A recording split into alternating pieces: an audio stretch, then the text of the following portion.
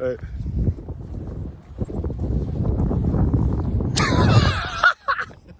So here we are on a park bench.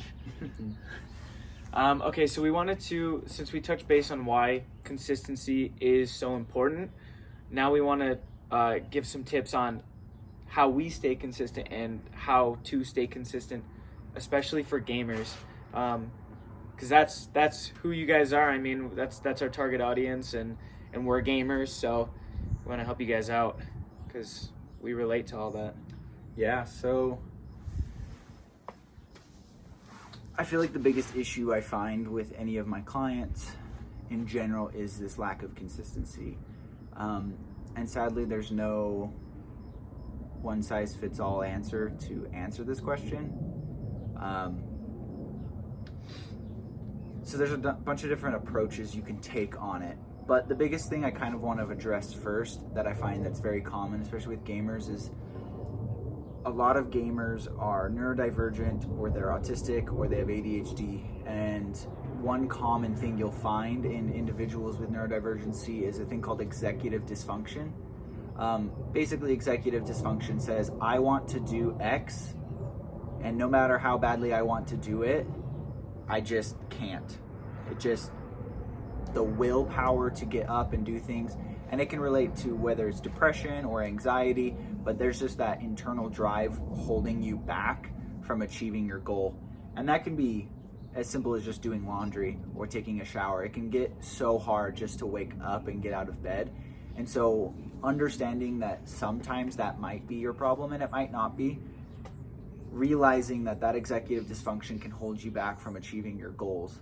So a lot of ways that you can try to overcome that executive dysfunction is make your goal so much smaller. In the Marine Corps, we had a saying, aim small, miss small. So if you aim for a smaller target, you might miss by less, or you might achieve more.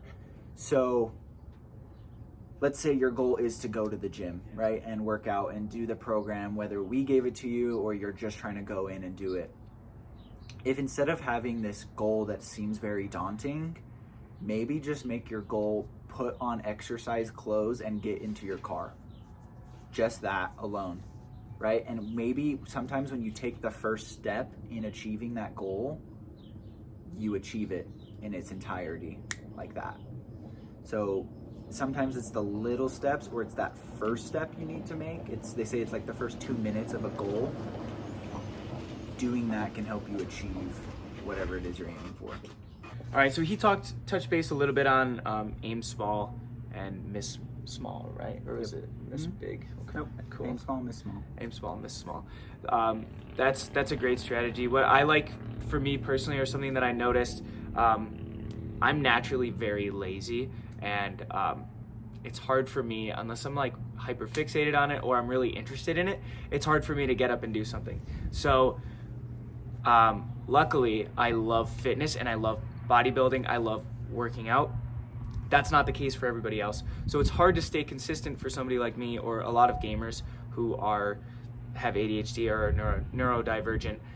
Find the fitness that you want to do, that gets you up and going. So if you're really interested in boxing and you want to lose weight, like that's a perfect combination. Get up and go. You're learning something new. You're having fun, which fun equals consistency, at least to me. So I like to have fun when I work out. Otherwise, I wouldn't do it.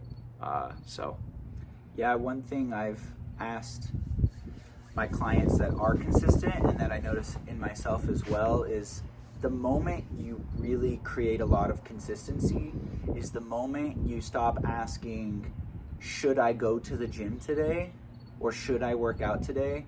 It's the moment you ask, what am I going to do at the gym today? Or what do I want to do? Because you are going no matter what. Yeah. It's just a matter you of create that.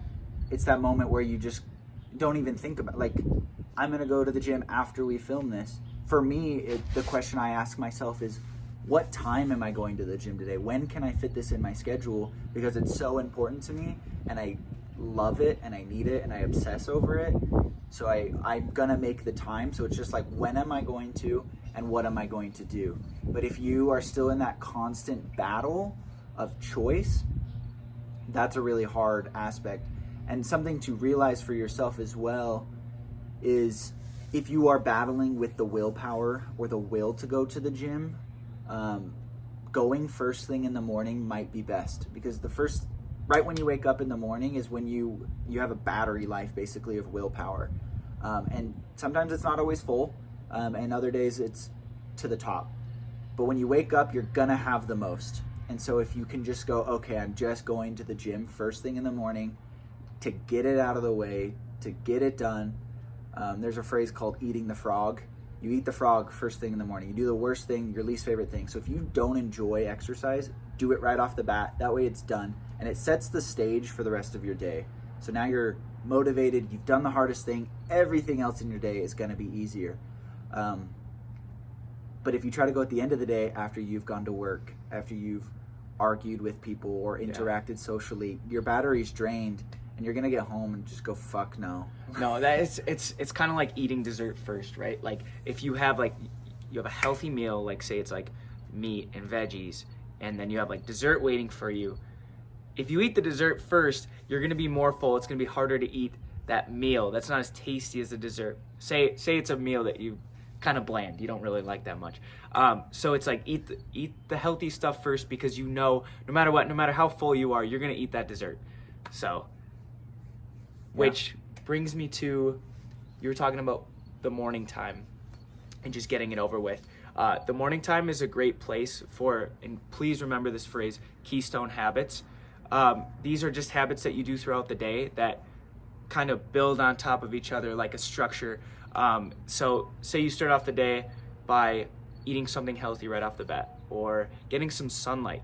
You feel better, you're more inclined to do another good thing and then keep doing those good things, rather than say you wake up late, first thing you do is go on your phone for a couple hours or an hour or whatever, and then you feel lethargic and you're feeling down about yourself, and you're like, okay, well I'll start tomorrow, or I'll skip today and go tomorrow. So you're more likely to be successful if you start off with awesome keystone habits in place.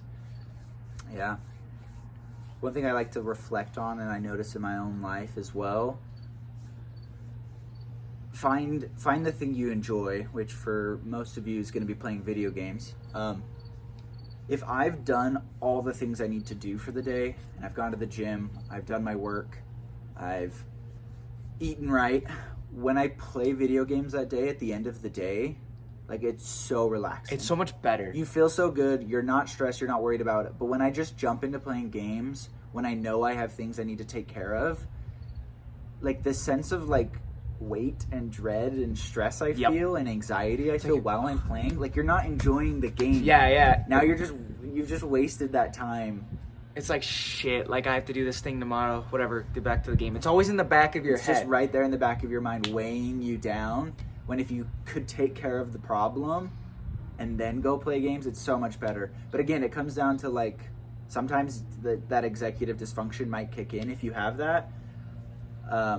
So finding a strategy that works for you, and rewarding yourself too is also a good way, where it's like, okay, I'm going to go to the gym and I'm going to reward myself with being able to play games afterwards, or I'm going to reward myself by getting myself a yummy energy drink to go to the gym and enjoy it, or a treat afterwards. Things like that to reward yourself and trick your brain is also helpful. Yeah, you just brought up a really good point.